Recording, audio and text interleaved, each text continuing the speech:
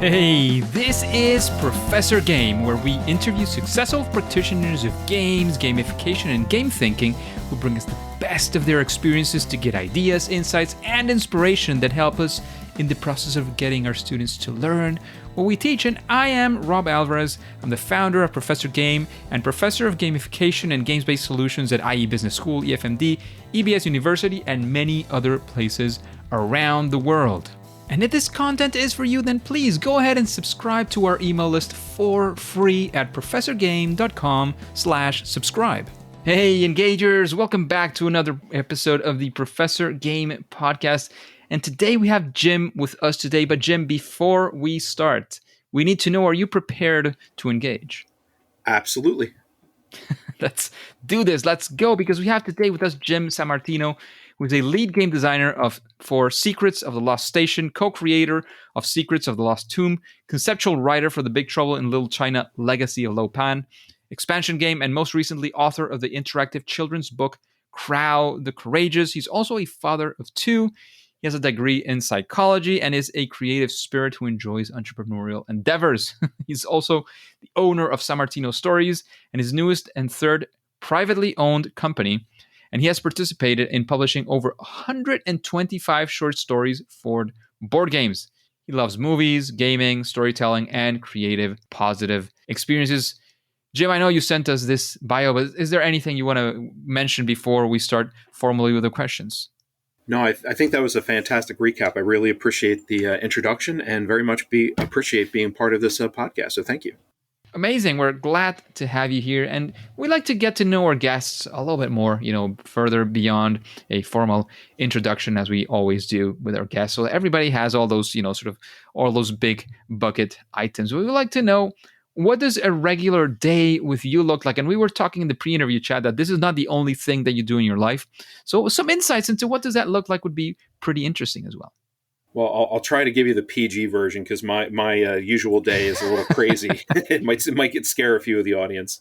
Essentially, it's easier to talk about what my normal week looks like. Monday through Friday, I work a 12 to 14-hour day. I'm a national strategic programs manager for a Fortune 100 company, so they keep me pretty busy on the day shift. The weekends, I make sure that I carve out for my family.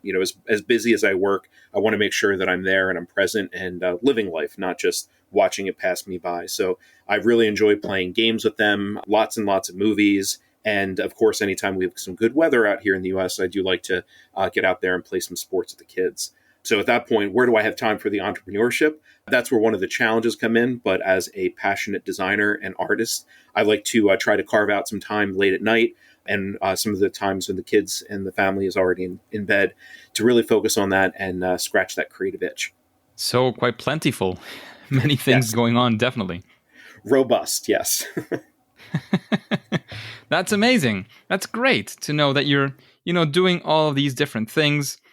That and one of the things that we were mentioning is, the fact that you have your regular job as well. You're also doing this. I kind of identify with that because I've been doing Professor Game podcast, a little bit of consulting, some games that we've been creating, a lot of teaching, a lot of workshops as well. So I kind of identify quite a bit with having, sort of I don't want to say a main or a secondary job, because at least for me in my mind, they're all almost equally important in many ways. But, having all these things going on is always exciting in many ways. And it gives you a lot more perspective. There's also all sorts of things that you can be learning out of all the different things that you're doing at any certain point, right?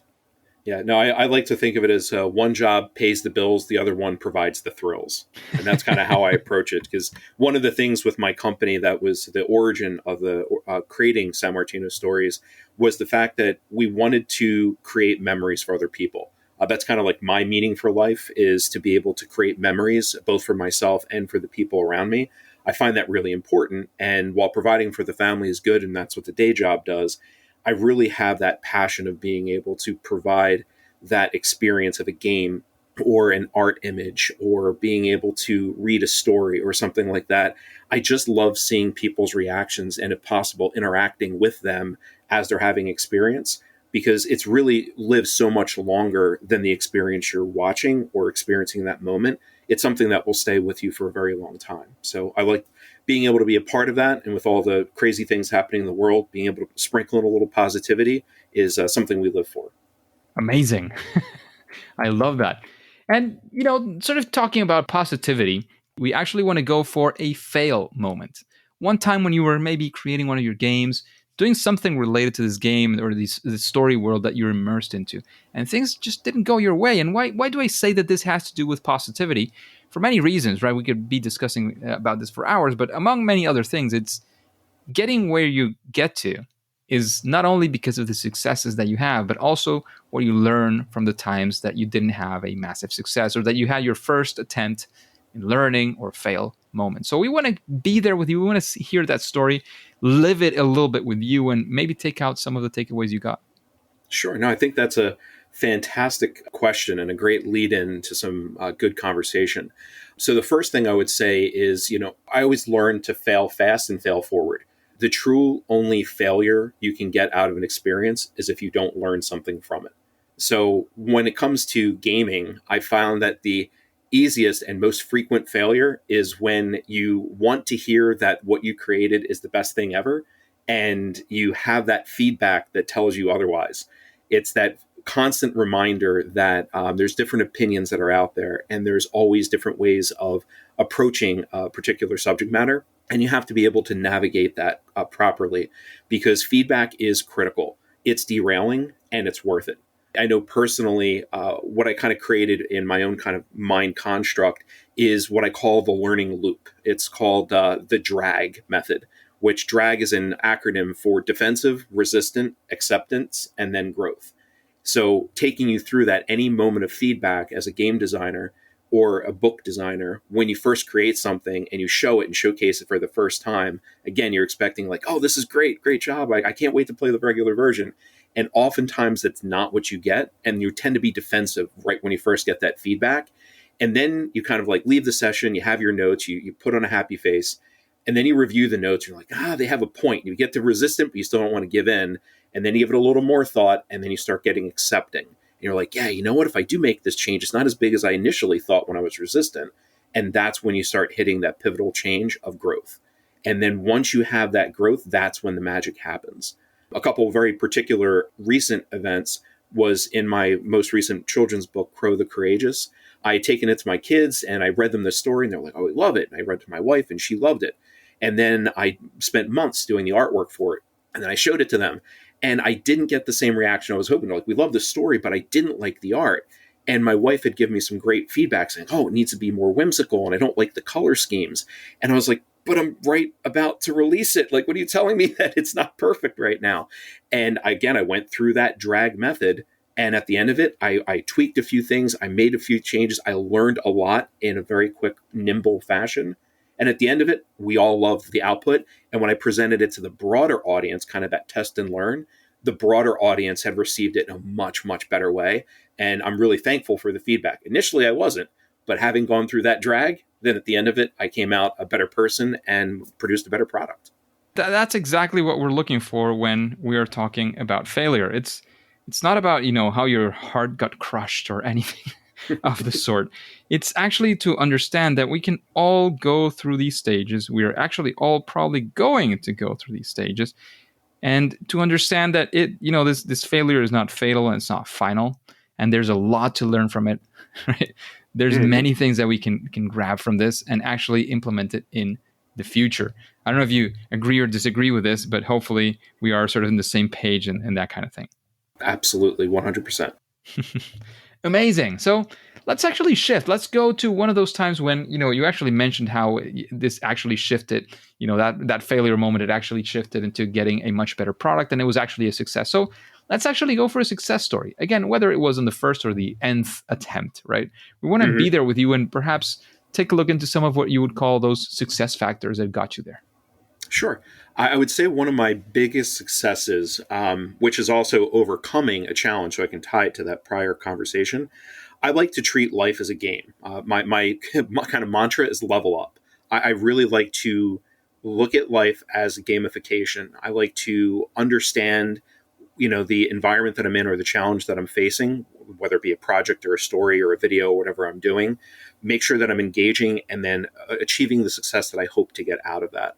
And one of the biggest challenges that I had was designing Secrets of the Lost Station. It's an episodic game that has over 100 plus mini stories that are a part of it. And while I was designing that for Everything Epic, I was working with my business partner, Chris Batarlis. And as we were designing everything, my workload for my regular job was becoming a conflict with the main position. And I actually had to leave the organization during like halfway through my story development. But I was determined to be able to complete it. So even though I was designing it for a company I was no longer working for, it was a passion project. It was one of my big kind of opus sort of ideas. And I wanted to make sure that even with limited resources, because my time didn't change, high expectations, because this was a sequel of Secrets of the Lost Tomb, a very well accepted game, and the extreme time constraints, I wanted to make sure I was still able to deliver the project. So little by little, I was able for 2 years, I worked on that, continually sacrificing and keeping my eye on the prize, what I call the horizon line. And I kept focusing just one step at a time. The Navy SEAL mentality of just take that one step. If you took that step, you can take one more. And I just kept on progressing little by little. I got a team of people to help collaborate because, heavy lifting is best done with more than one person. And little by little, I was able to achieve getting that 100 plus stories created. And we were able to create a massive story arc. So not only was it just 100 mini stories, but it was 100 mini stories that were interconnected. And that, when it all comes together with all the challenge that were faced in its creation, the separation from the organization, and the scale of the overall project, but still ending up with a family-friendly experience, which I do hope becomes a streaming movie at some point, because I can't wait to see it come to life on screen. Hearing those feedback that I got from people when they actually got to open it up and experience that really did make it all worth it. And that's definitely, to this point, one of the biggest achievements I have in the world of gaming. Amazing. And it's very inspiring as well to see how you got there, all the things that you went through and how you actually managed to get to that success. So thank you very much for that story, Jim. Just a quick break before we continue. Are you enjoying this podcast?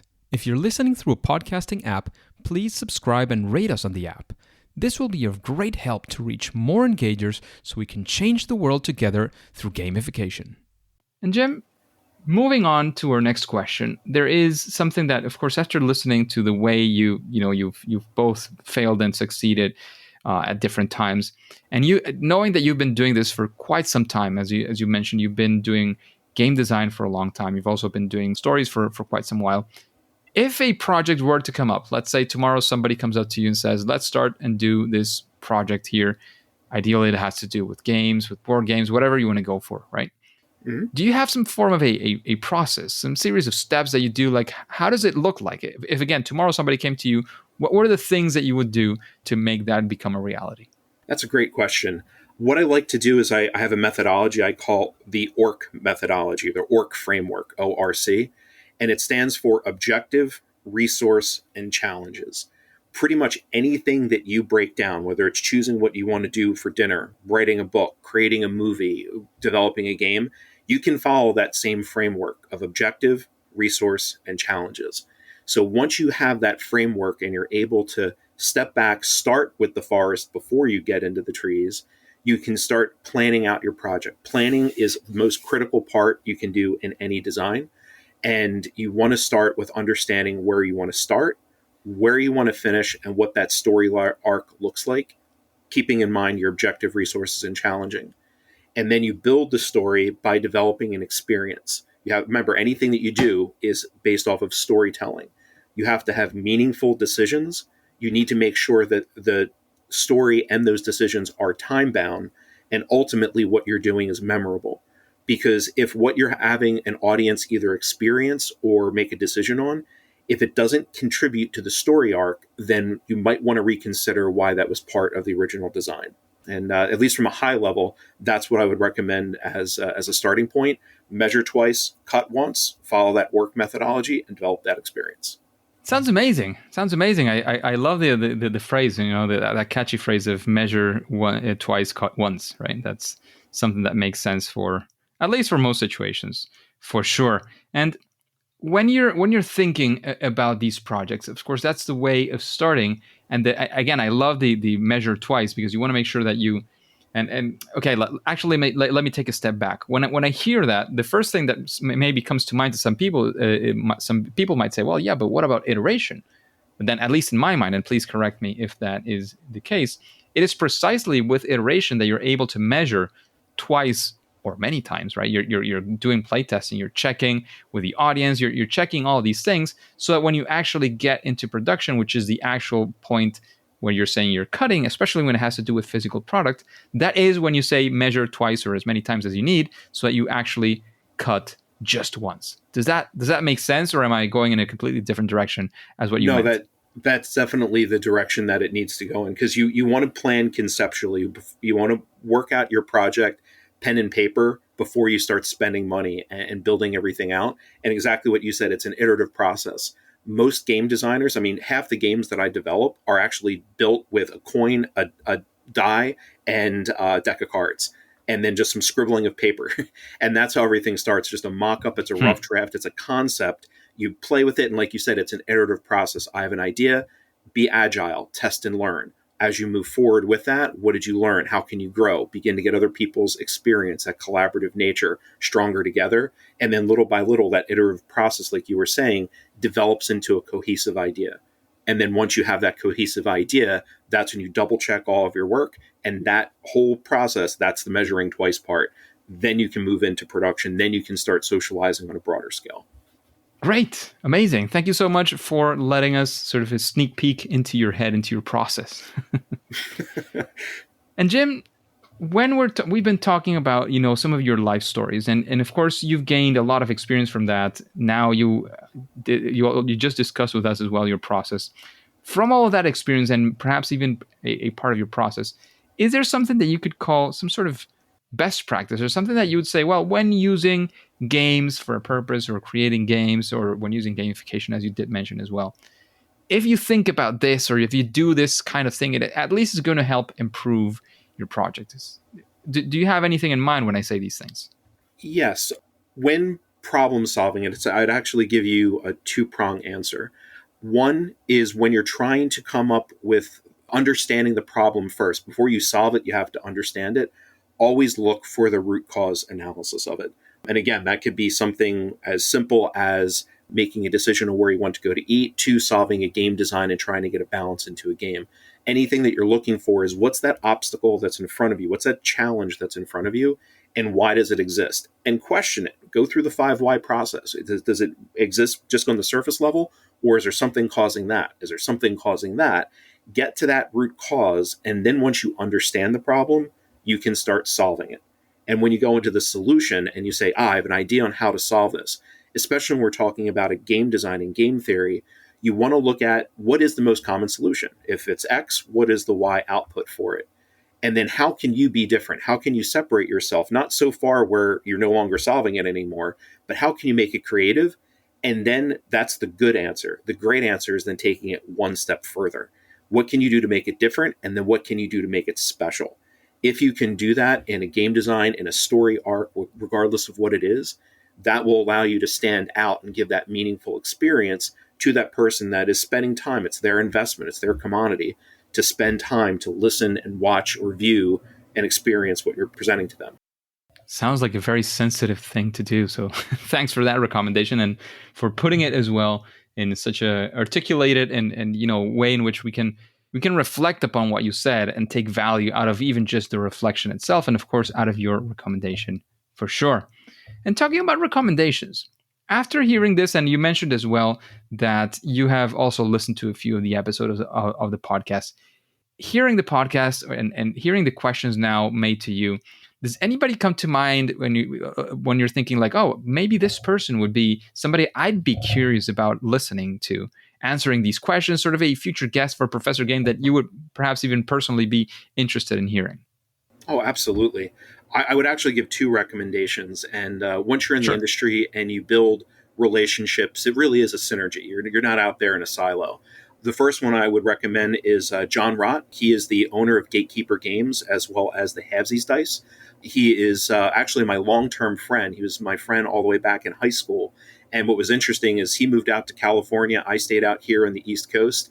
And one day we kind of called each other up and said, "Hey, how you doing? What are you doing?" I was like, "Oh, I'm designing a game." "Really? So am I." It's like, we're on the other sides of the country, and birds of a feather. And we were actually in the same part of the industry and didn't even know it.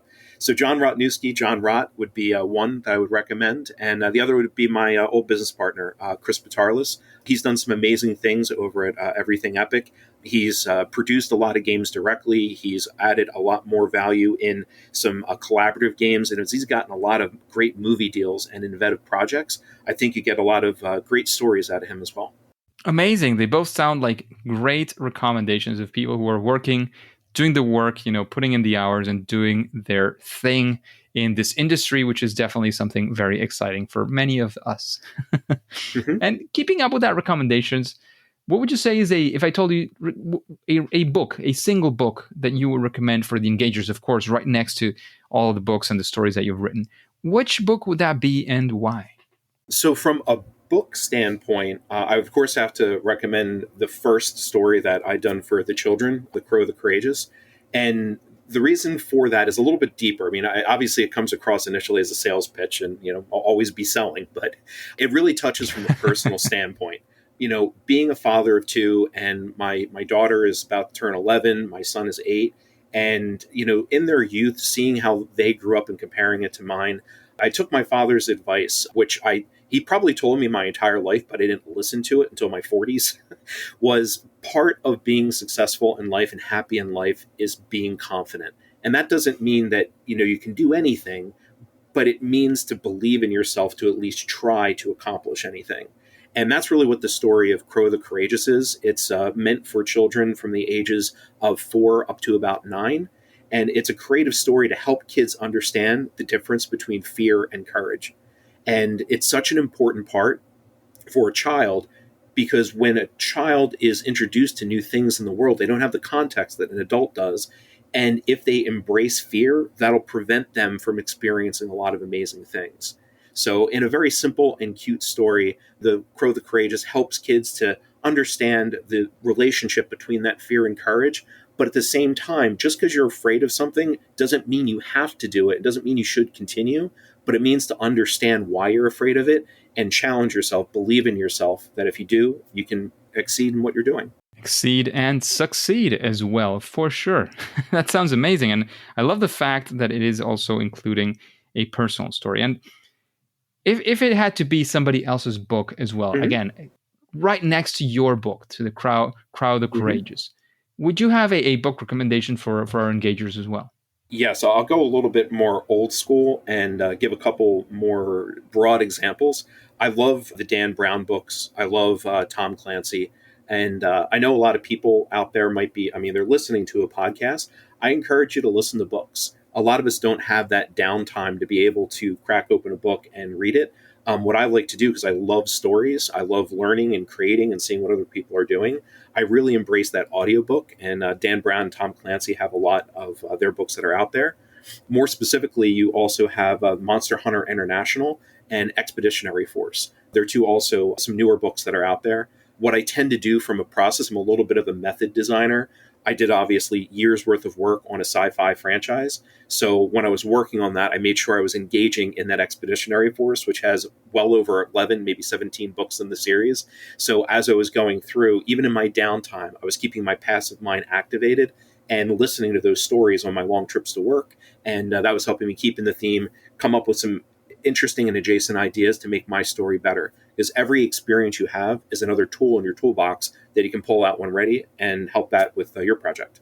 Absolutely. Always getting inspiration from different places. If you're a writer, look at what other writers are doing for sure. And there's something interesting about this. When we're looking for inspiration, I heard this was a long while ago, and it's been sort of hitting me in different ways at different times of my life. There was this gamification designer and expert. It's called Marigo Raftopoulos. She was in the podcast early on. And one of the things she said is, we in gamification, we're looking at what games are doing to see how we implement it in, other areas that are not games themselves, right? And she said, well, at some point I started asking myself, well, yeah, we're getting inspiration from games. Where do games get inspiration from, right? And you probably have the same or a different answer, but from what she researched, right, one of the main places where you guys find inspiration is from real life, right? The things that are happening out there in the world. Oh, I saw this happening out there. Can I turn this into a game? Or this gives me an idea for a game. And again, this is not to say whether it's exactly that what you always have to look into, but looking into different things that are happening around you are always sources of inspiration. And hopefully what we're doing here on Professor Game can also be a source of inspiration for many of you engagers in the present, in the past, and hopefully in the future as well. So Jim, does that strike you in the right way? It actually resonates very well with me. And that's actually why I picked Dan Brown and Tom Clancy as two of my favorite authors, is because you're right that life is reflected in a lot of what we do and inspiration in a lot of those games and projects. The reason I like them so much is because they take elements of real life. When you can identify with a protagonist, when you can identify with a situation, you're more engaged in the story. So when they say, hey, remember this historical event that happened over here? Remember this one that happened over here? Do you know what happened between? Well, no, not really. Well, you know those two bookends. Let me create a fictional arc to connect those two together that is wildly creative and only made up by them. But because it's bookended by those two real events, all of a sudden all of it becomes plausible. And that's actually what I did with the Legend of Lopan story that I'd created, that I'd written, believe it or not, because again, on Method, I was asked to create the design for this character and some of the story. When I created that character design, the story actually came out of me just doing research on the character. It was literally just meant to be a character design. I spent so much time. I think I wrote like 4 to 7 pages on I was like, Chris, I created a whole story here. So I handed it over to him, and eventually it turned into an expansion pack as an inspirational element to it. But that was the exact inspiration for that. I took that knowledge of what Dan Brown and Tom Clancy had done, and I said, okay, what occurred in the fictional story of Big Trouble in Little China? What did John Carpenter create in that? And then I took elements of real life and I said, what if I piece all of these things together? And little by little, by the end of it, I convinced myself that Lopan was a real person. So it's one of those fun things. If you can engage with your audience and you can do something that people can associate with, that can attach itself to real life, the more engaging it can be for them, the better experience people tend to have at the end of it. Ha! Absolutely. Love it. So we've been talking about recommending other people and what other people are doing. But in this world, I mean, of course, besides that job that pays the bills that you were mentioning before, what would you say is your superpower? That thing that you do at least better than most other people out there? Great question. And I love how you asked that. It's what is my superpower versus which one would I like to have, because that's a much longer list. I would actually say I have 3 that come to mind. And that would be being a visionary, being endurant, and what I like to call being a Jim of all trades. Instead of a jack of all trades, a Jim of all trades. From a visionary standpoint, it's interesting the way my mind works. When I'm given an idea, I'm given a task, I can pretty much see the story develop in my head. And I've described in a lot of the books I've written or the movies and shows and YouTube things that I've done that I already know where it's going to end. I already know every single part of the story. I've already watched it in my mind. And it's just I'm trying to get everything out of my head onto a paper so that I can show it to everyone else. So from a visionary standpoint, that's a really good way for me to be able to outline and storyboard the story, because I can literally visualize it in my mind. So that's what I mean by a superpower of being visionary. From endurant, I would say I took martial arts for 25 years. I was an instructor for 5, and I learned a lot of discipline and non-quitting spirit. And like I was describing before about working for 2 years on that project, even after having left the company, that I kept pushing forward. I was endurant during that entire time because I had my eye on the prize. I was disciplined and I was determined, and I was able to achieve that. And the last one is the Jim of all trades, which I wouldn't say I'm necessarily great at anything, but I'm pretty good at a lot of things. So that allows me to play in writing, being an artist, game design, video production, business savvy. So many different little elements, when sprinkled together, in and of themselves do a pretty good job. And really what helps elevate my performance is working with others and collaborating with others. Then just takes my baseline of what I'm good at and the things I can contribute, and then take other people's specialities, and it just helps create some magic. And that's part of the reason why I love being able to work with other people and collaborate on ideas, whether it's on consulting or a direct project. So if they be my three superpowers. Sounds amazing. It allows you to display all the things that you're able to do and that you're excited about. And can I take a sort of a part of that concept of a Jim of all trades and say that maybe I'm a Rob of many trades or something like that? Does that make sense? Absolutely. Sounds amazing. So thank you very much for that, that very nicely put way of how you are excited about all the things that you're doing, because transmitting that energy and that excitement for all the stuff that you're doing is definitely contagious. So I hope engagers that you're being as well, you're now sort of contaged with all of the things that are going on through this Gym of all trades. And we're getting actually to one of the difficult questions. And being a game designer and having done all of this, you probably gained inspiration from many different games and many different things that you've played. You mentioned that you like gaming a lot as well. So we need to know, in your case, Jim, what would you say is your favorite game? My favorite game, I would have to give a gaming experience. I'll build into the game itself. I'll see if the stream of thought will bring me there. Because with me, I literally, I'm a tapas kind of person. I like sampling a lot of things. I might not complete everything because I liked having that experience with it all. But I would say that from an experience, we talked about books, we talked about board games. Let me talk a little bit about video games. That virtual reality, I absolutely adore virtual reality. It's all about the storytelling, and it's all about an immersive experience in most of the things that I do. Again, playing a game or developing a movie or whatever it might be. But when you're actually able to become a part of it, the VR just took me literally to a whole different world. And with the PlayStation VR 2 having just released, I cracked open the box and I had my kids play it, and they were able to experience it with me. And just being able to stand in a basement, put on this visor, and then all of a sudden you are anywhere. So I would have to say my favorite game right now, because I'm currently playing it, is the Star Wars Galaxy's Edge. I'm a huge Star Wars fan, have been it for my entire life. And now to be able to literally step into the Star Wars world, not just watch it, not just hold a controller and move a character, but become that character, that is just something special. And we're talking about creating memories. That's creating a memory every single time I put on that headset. Sounds amazing and sounds like very exciting, as being plenty of the things that you've mentioned, a Star Wars fan and definitely a gamer. The VR has hit me in different ways. I have a VR set from the let's call it now the old PlayStation. Some people get sort of feel this feel of seasick or car sick when they're on that. I haven't gotten there, but I don't know. I think I have to try it a little bit more on different games, because one of the ones that I was enjoying very much, but at some point, I did get a little bit dizzy. I don't know if it had to be precisely with flying, for example. It was the Iron Man game, the VR Iron Man. I don't know if you've played that one. Yep. I'm a huge Marvel fan too. So I did have a chance to play that. And my comment with that is, yes, you have to definitely know yourself, and VR is not for everyone. But like we said, with all other game design, the game designers have really taken that to heart. First, it was, can we do it? Then how can we do it better? And then how can we make it apply to more people?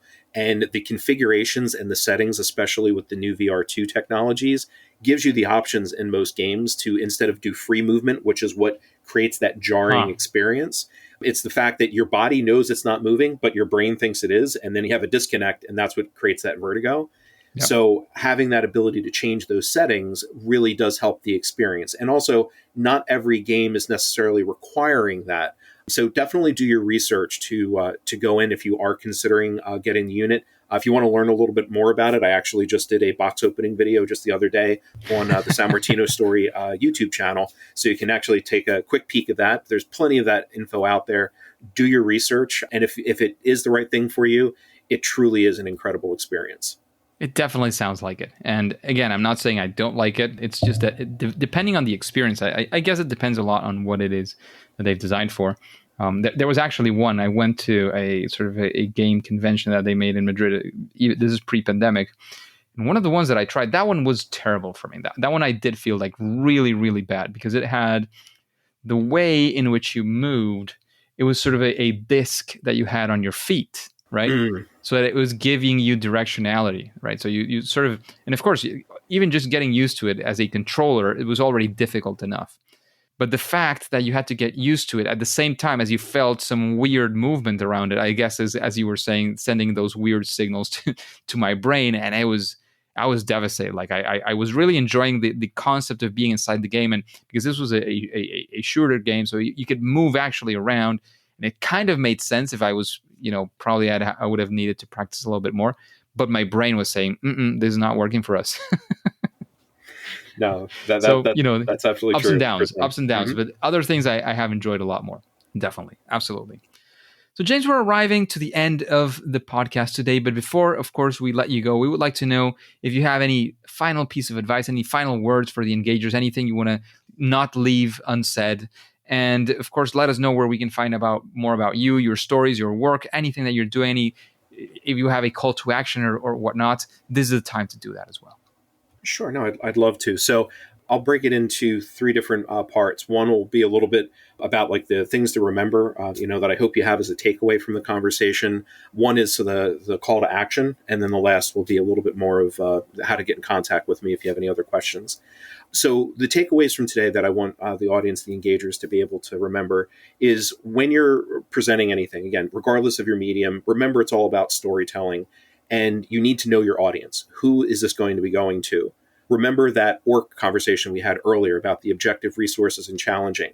I challenge each one of you to, like, next decision you make, again, if it's dinner, if it's where to go for a movie, whatever it might be, go through that orc. What are your objectives? What are your resources? What are your challenges? Always listen to feedback. It might not always be requested, but it is a gift in the end, and it does make everyone a better person if you can avoid the drag. Remember, avoid the drag, the defensive, resistance, accepting, and growth process. If you avoid having to go through the defensive, resistance, and acceptance part and just go to the growth part, you get a much better efficiency out of what you work on. And then, of course, when you're trying to go with problem solving, remember to always look at that root cause. You want to make sure that you're solving the root of the issue, not just what you perceive as the problem. Regarding a call of action, I would have to reinforce the message of that Crow the Courageous book, and that's do what we can to be kind to one another. It can literally be life-changing, as small as it is, just to give someone a smile, to open a door for someone, just be human to each other. That would be the call to action. And the little things that we can do, especially for kids, because a confident and happy kid has a better chance of growing up to be a confident and happy adult, and then continue to pass that forward. So one of the call to actions that I have right now is building a community of courage to be able to express the exact thing that I just mentioned, just showing kindness, helping lift each other up. Words are powerful, so watch what you say. And then lastly, if anyone did want to follow up or connect, you can reach me at the samartinostories.com on the website. I also am on Instagram, which is also at Samartino Stories. And then if you'd like to communicate or work on anything, you can also reach out to me at samartinostories@gmail.com. Thank you so much for everything that you've shared, all the time that you've invested, all the experience that you've given us from all the things that you've been doing, from all of the experience, to say it again, that you have. However, Jim, engagers, as you know by now, it is time to say that it's game over. Hey, engagers, thank you for listening to the Professor Game podcast. And I'd like to know, how are you listening to this podcast? If you're using any type of podcasting app, have you followed and rated this podcast? Please do so if you haven't already. It is absolutely for free. And that way it can help us achieve that mission of reaching more engagers like you that can help us achieve that mission of making learning and gamification and life amazing. So if you want instructions on how to do this in a couple of the apps, at least so it gives you an idea, I'm not sure if your specific app will be there, but you can go to professorgame.com/iTunes and you'll see how it works in a couple of those platforms. And of course, before you go on to your next mission, remember to subscribe, follow, whatever that looks like. Remember, all of these things are absolutely for free. Using that favorite podcast app, and listen to the next episode of Professor Game. See you there.